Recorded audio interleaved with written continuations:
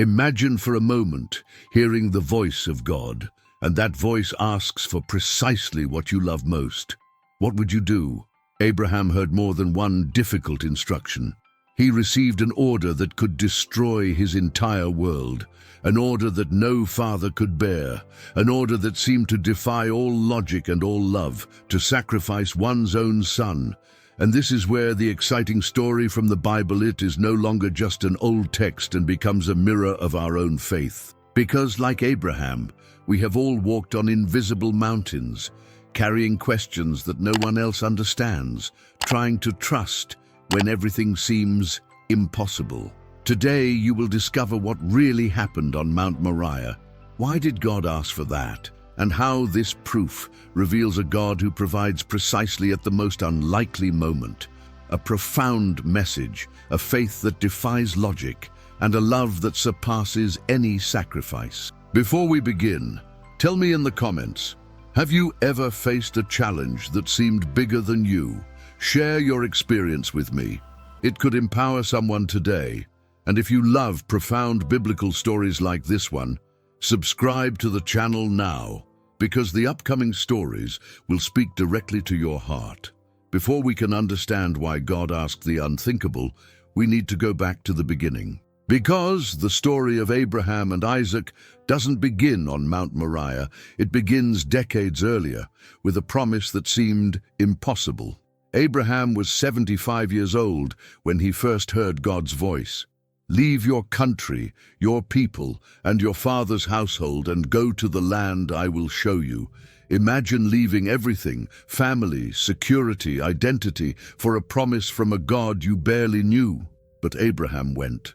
And with him, he took his wife Sarah and a giant promise. I will make you into a great nation. The problem? Sarah was barren. Years passed. 10, 20, 25 years. The promise remained only as words echoing in the desert. Abraham grew old. Sarah grew old. Hope began to outweigh faith. He even had a son with Hagar, the servant, trying to help God fulfill the promise. But God was clear. That was not the promised son. And then, when Abraham was 100 years old and Sarah 90, the impossible happened. Isaac was born. The name means laughter, because Sarah laughed when the angels announced that she, old and barren, would have a son. But the laughter of disbelief turned into laughter of pure joy. After decades of waiting, God's promise to Abraham finally took shape in the arms of a baby. Isaac was not just a son, he was living proof that God fulfills his promises. He was the future of the covenant, the bridge between the promise and all the nations of the earth. Everything depended on him, and Abraham knew this. Every smile from Isaac confirmed divine faithfulness. Every step the boy took was a step toward fulfilling an eternal purpose. But what Abraham didn't yet know was that this same unwavering faith would be tested in a way no human being should ever have to face. Because when you finally receive what you've waited your whole life for, what do you do when God asks for it back? Isaac grew up under the loving gaze of a father who knew the value of every second by his side. It wasn't just paternal love, it was profound gratitude for a miracle that defied nature and time. Imagine the scene. The sun setting over Abraham's tents, the warm desert wind carries the sound of sheep returning to the fold. Abraham sits at the entrance of his tent, watching Isaac play. The boy runs among the goats, laughs loudly, calls his father to show him something he has found, and Abraham smiles, but it is a smile laden with memory. He remembers the empty years, the nights Sarah wept silently, the times he himself doubted whether the promise would truly be fulfilled. Isaac was not just a son, he was the living answer to decades of prayer. Every word he spoke, every hug he gave, every time he called Father, all of this was tangible confirmation that God was real, that God was faithful, that God does not abandon those who trust in him. But there was something more. Isaac carried within him the weight of a promise that transcended generations. God had told Abraham, through Isaac your offspring will be reckoned, not through Ishmael, the son of human haste, through Isaac. This meant that the divine plan to bless all the families of the earth passed through that boy. Without Isaac, there would be no nation. Without Isaac, there would be no covenant. Without Isaac, everything would crumble. Abraham loved his son with the intensity of someone who had almost lost hope and was surprised by grace. Isaac was his most precious treasure, his joy, his legacy, his future. Everything that gave meaning to the journey of faith he had undertaken up to that point was concentrated in the existence of that boy. And that's precisely why God's command would be so devastating. Because when you love something with all your soul, when something represents not only your happiness but the very purpose of your life, that's when the real test begins. And Abraham was about to discover that unwavering faith is not the absence of pain. It's obedience, even when your heart is broken. Take now your son, your only son Isaac, whom you love, and go to the land of Moriah. Offer him there as a burnt offering on one of the mountains that I will show you. These words from Genesis 22 were not spoken in a suggestive tone. They were a direct command, clear, non-negotiable, and each word was chosen to intensify the pain. Your son, your only one, whom you love. God wasn't asking for an animal. He wasn't asking for riches. He was asking for Isaac, the miracle, the promise, the future. Try to imagine what Abraham felt at that moment. There was no logic to it. God had promised to make him a great nation through Isaac. But how could that be possible if Isaac died? Abraham had waited 100 years for that son. 100 years. And now God was asking him to destroy what he had waited so long for? This wasn't just a test of faith, it was a soul-wrenching conflict. Abraham loved God, but he also loved his son. And suddenly these two loves seemed incompatible. What do you do when obeying God means destroying your own heart? What do you do when God's will seems to contradict everything God has ever promised? Why did God ask for Isaac? This question has crossed the minds of millions of people throughout history. Some try to soften it by saying it was just a test, as if that makes the pain any less. But it wasn't just anything. It was the most radical test of trust a human being could face. God was asking, Abraham, do you love me more than you love the blessing I gave you? Do you trust me even when you don't understand what I'm doing? There was no immediate explanation. There was no comfort in words, only the command, cold, definitive, impossible to ignore. And Abraham, the man the Bible calls the father of faith, had to decide. He could question, he could hesitate, he could even pretend not to hear. But deep down, he knew. There was no escaping this crossroads. Either he trusted God completely, or his faith had limits. And when the sun rose the next day, Abraham had already made his decision. A decision that would lead him to the darkest and most glorious point of his journey of faith. Abraham rose early in the morning. He didn't wait for the sun to rise.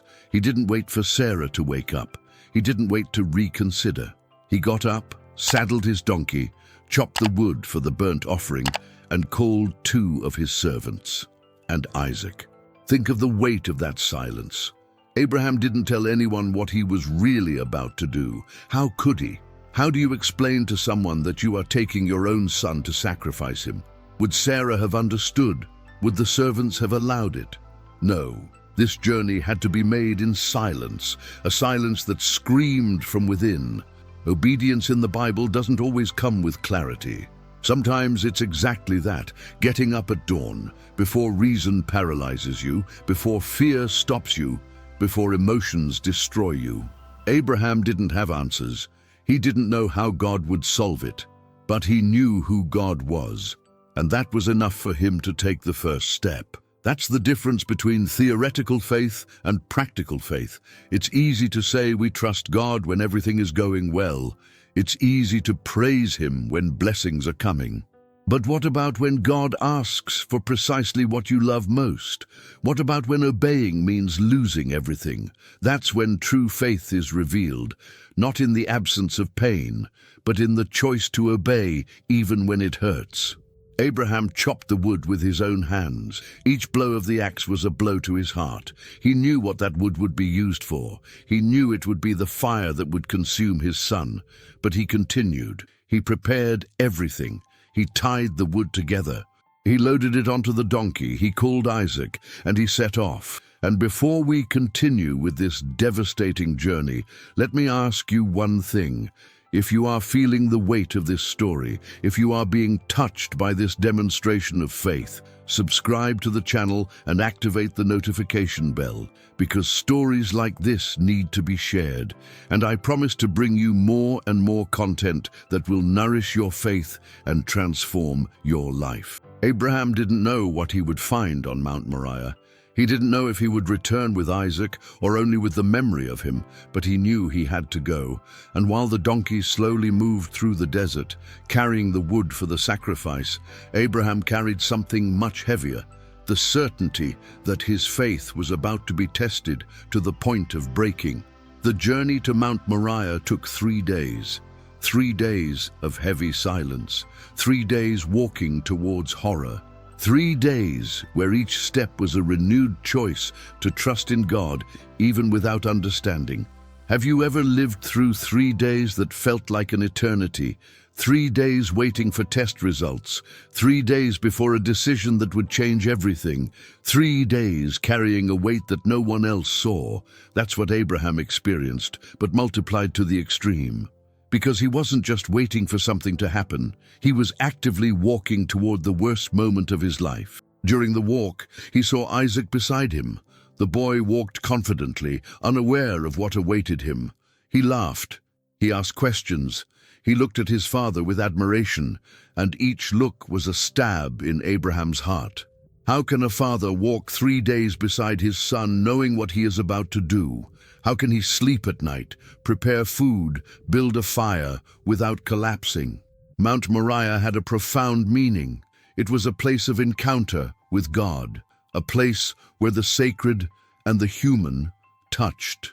But it was also a place of total renunciation, and Abraham knew that he was going there not only to offer a sacrifice, he was going to surrender what was most precious in his life. But here's the most striking detail.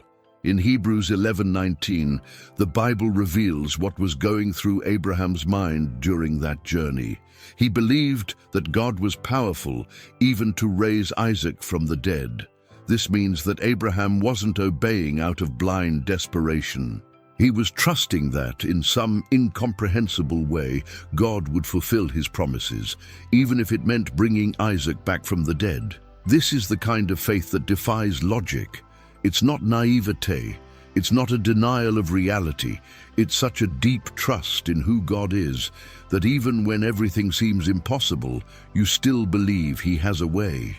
Abraham didn't know how, he didn't know when, but he knew that the God who gave life to Isaac when Sarah was barren could do the impossible again. On the 3rd day, Abraham lifted his eyes and saw the mountain in the distance. His heart must have raced, his legs must have trembled, but he did not turn back. He said to his servants, "Wait here. I and the boy will go up there, worship, and then we will come back. We will return." Do you see the faith in that word? Even without knowing how, Abraham believed that they would both return. And then the final ascent began, father and son, alone, walking together towards the darkest and at the same time most glorious moment in the history of faith. Abraham placed the wood on Isaac's shoulders, and together they began to climb the mountain. Each step was heavier than the last. The silence between them screamed louder than any words, and then Isaac broke the silence. "My father." His voice was innocent, confident. Abraham answered, but his voice must have trembled, "Here I am, my son." And Isaac asked the question Abraham feared to hear. "Here is the fire and the wood, but where is the lamb for the burnt offering?" This moment is one of the most painful in all of Scripture. Isaac knew they were going to offer a sacrifice. He himself was carrying the wood, but he didn't see the animal, and he asked, innocently, confident that his father had everything under control. How did Abraham manage to answer?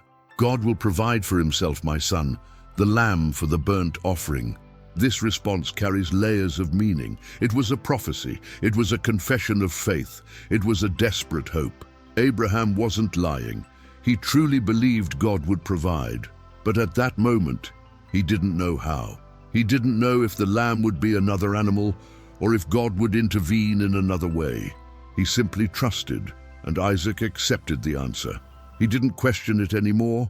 He continued walking beside his father, carrying the wood for his own sacrifice without knowing it. Some scholars believe that Isaac was already a young man at that time, no longer a child.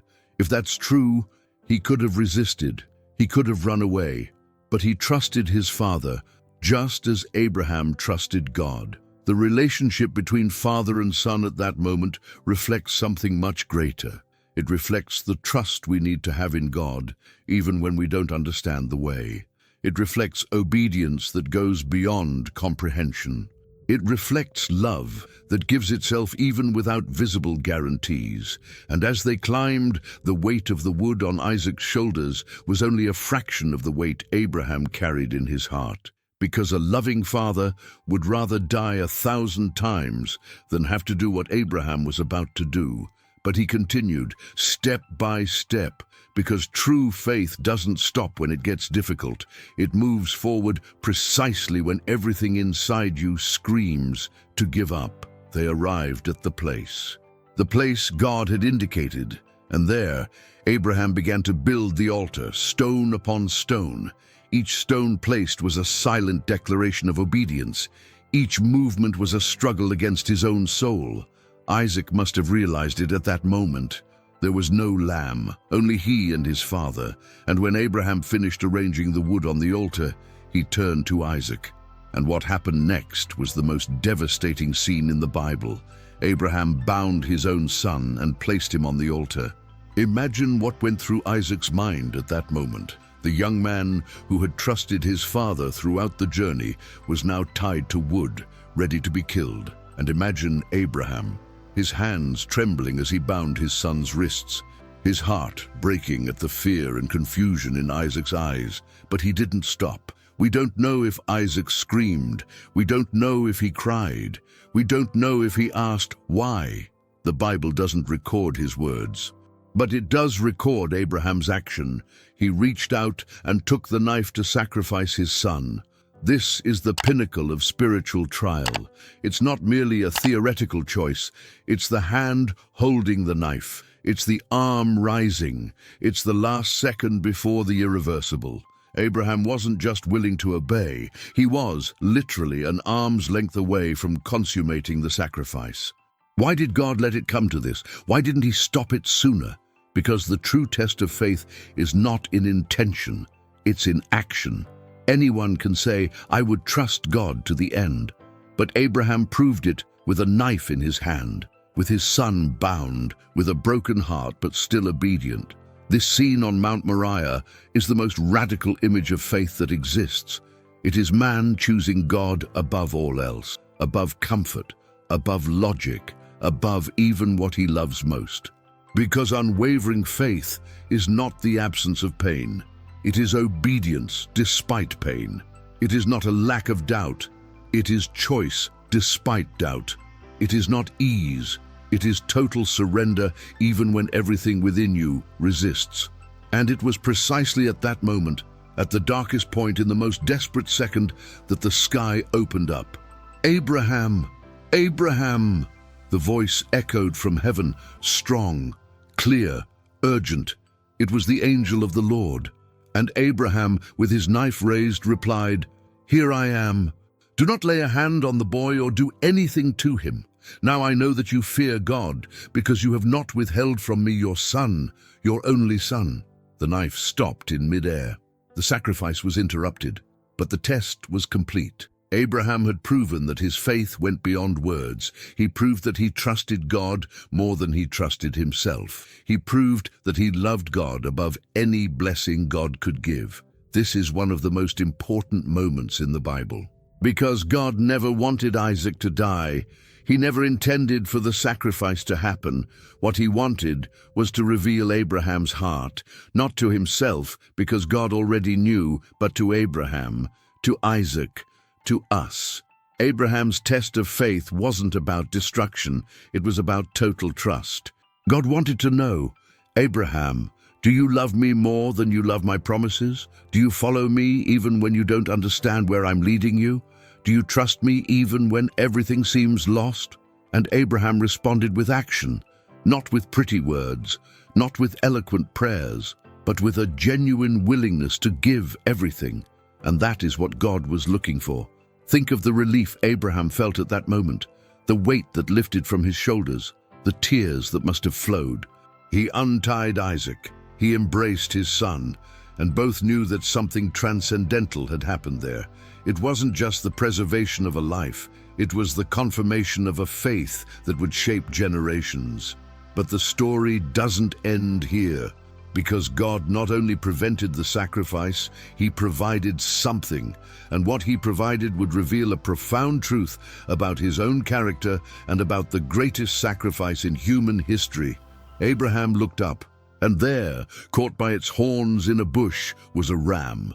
An animal that hadn't been there before, a substitute sent by God at the exact moment.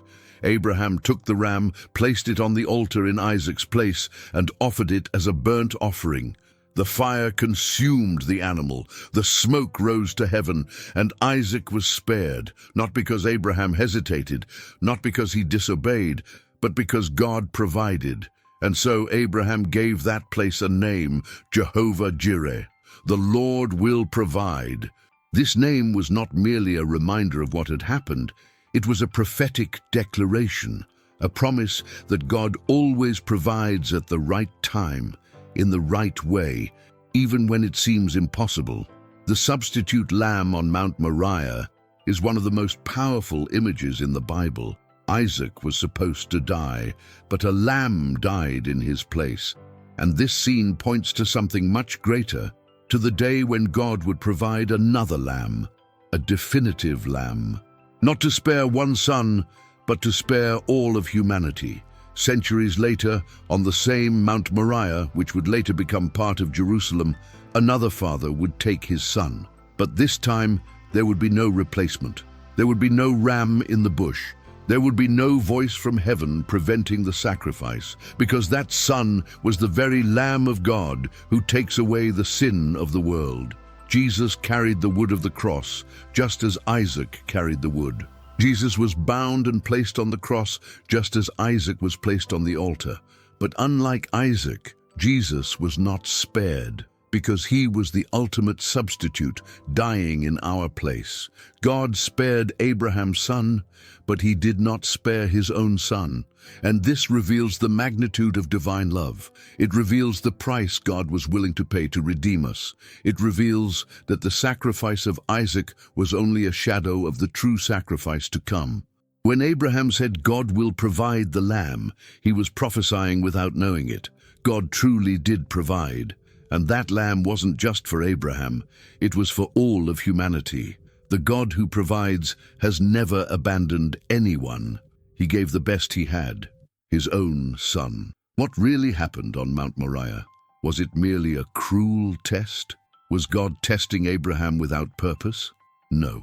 It was one of the most profound lessons about faith, obedience, and love ever recorded in history. God didn't need Isaac's sacrifice. He never wanted that. What he wanted was to show that true faith goes beyond what we receive. It's easy to love God for the blessings. It's easy to trust when everything is going well. But unwavering faith is that which remains even when God asks back what he himself gave. Abraham learned something on that mountain. God is greater than God's promises. Isaac was the promise, but God was above Isaac. And when Abraham chose God above the promise, God returned the promise, intact, renewed, stronger than ever. This story also teaches us that God never asks for something without having a bigger plan. Abraham didn't understand why God was asking that. It didn't make sense, but in the end it became clear. It wasn't about death. It was about life. It wasn't about loss. It was about trust. It wasn't about destruction, it was about building a legacy of faith that would span millennia. And there's another powerful lesson here. God sees the heart, not just the intention. Abraham could have said, "Yes, I would do it if God asked," but he actually did it. He got up, prepared everything, walked for 3 days, built the altar, bound his son, raised the knife. He went all the way, and that's what revealed the depth of his faith. Today, many of us face our own Mount Moriahs, situations where God asks for something that seems impossible, moments where obeying means giving up what we love, circumstances where trusting doesn't make logical sense. And the story of Abraham shows us God is there. He doesn't abandon us. He will provide. It may not be in the way we expect. It may not be in the time we would like, but he always provides. Abraham came down from the mountain with Isaac alive, his faith strengthened, and with a revelation that changed his life forever. The God he served was the God who provides. And this truth remains valid for each of us today. Abraham is called the father of faith in the Bible, not because he was perfect. He had doubts, he made mistakes, he tried to hasten God's promises. But when the crucial moment arrived, when everything was at stake, he chose to trust. And that choice changed the course of history, because from Isaac came Jacob. From Jacob came the 12 tribes of Israel. From Israel came Jesus Christ. And from Jesus came salvation for all humanity. All because one man decided to obey even when he didn't understand. Abraham's unwavering faith impacted not only his own life, it shaped nations, it influenced generations. It became the standard by which we measure what it truly means to trust God. When the Bible wants to illustrate genuine faith, it points to Abraham. When it wants to show radical obedience, it returns to Mount Moriah. But the lesson goes beyond ancient history, because each of us is called to be a spiritual child of Abraham, not by genetics, but by faith. Romans 4:16 says that the promise is guaranteed to all who have the faith of Abraham. This means that the same God who sustained Abraham during those 3 days of walking, the same God who provided the lamb at the last second, the same God who fulfilled every promise he made, that God is available to us today. Are you facing a spiritual trial? Are you in a place where God is asking something that seems too big?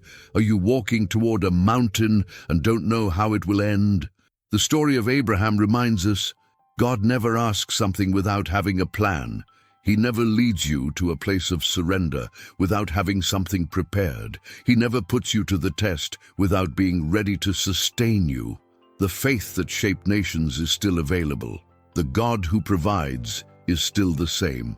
And the promise he made to Abraham to bless all the peoples of the earth was fulfilled in Jesus Christ. Now all of us can experience what Abraham experienced.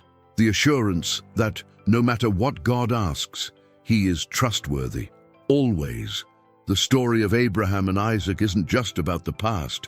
It speaks directly to the present. It speaks to you who are listening to this now. Because all of us, at some point, arrive at our own Mount Moriah. It may not be a child. It may be a dream that God is asking you to surrender. It may be a relationship you need to let go of. It may be a security you're clinging to for fear of losing. It may be a control you need to relinquish. And God is asking the same question he asked Abraham: do you trust me more than you trust this? Abraham's response changed everything, because when he chose God above all else, God didn't take anything away. He gave everything back, but now under a new perspective. Isaac was no longer just Abraham's son. He was the son who was spared, the son who was provided for by God, the son who represented divine faithfulness. And the same thing happens with us. When we truly surrender something to God, when we place what we love most on the altar of our faith, God does not leave us empty. He can give back, he can transform, he can multiply. But he always does something that reminds us. He is the God who provides. The message of Genesis 22 transcends centuries because it touches the core of what it means to have faith and trust in God. It's not about understanding everything. It's not about having ready-made answers. It's about taking the next step, even when it's dark. It's about getting up at dawn and obeying even when your heart is heavy. It's about building the altar, even when the pain is unbearable. Because in the end, God always appears, always provides, always fulfills. Today, wherever you are, whatever trial you face, remember, the God of Abraham is your God. The God who interrupted the sacrifice still intervenes.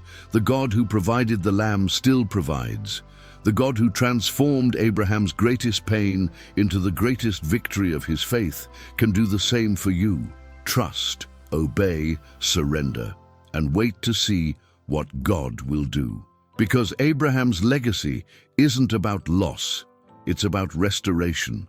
It's not about sacrifice, it's about provision. It's not about fear, it's about unwavering faith that continues to trust, even when you don't understand. If you've made it this far, you've just experienced one of the most powerful stories in the Bible, the story of Abraham, the father who almost lost his son to prove his faith. But more than that, you've discovered something about the heart of God, a God who tests but also provides, a God who tries but never abandons, a God who asks for total surrender but gives back abundantly. And now, the question is no longer, why did God ask for Isaac? The question is, what is God asking of you? What is your Isaac? What are you holding on to so tightly that it prevents God from fully blessing you? Because sometimes the blessing doesn't come until we let go of what we already have. Abraham taught us that unwavering faith is not the absence of fear. It is obedience despite fear. It is not the lack of pain. It is the choice to trust even in pain. It is not having all the answers. It is walking even without understanding. And when we do this, when we truly surrender everything to God, He reveals Himself as Jehovah Jireh, the God who provides. This story also reminds us of the greatest act of love in history. God spared Isaac, but He did not spare Jesus. On the same Mount Moriah, centuries later, the true Lamb of God was sacrificed. There was no substitution. There was no last-minute intervention. Because Jesus was the ultimate substitute, dying in our place, paying the price we could not pay, proving a love we did not deserve. If this story touched your heart, if you feel that God is speaking to you through Abraham's spiritual trial, I want to extend an invitation to you. Leave a comment. What is your Mount Moriah? What is God asking you to surrender? It doesn't need to be detailed, but sharing this can strengthen your own faith and encourage someone going through the same thing. And if you're not already subscribed to the channel, subscribe now, because we will continue to bring you profound biblical stories like this one, which not only inform, but transform. Turn on notifications so you don't miss any videos.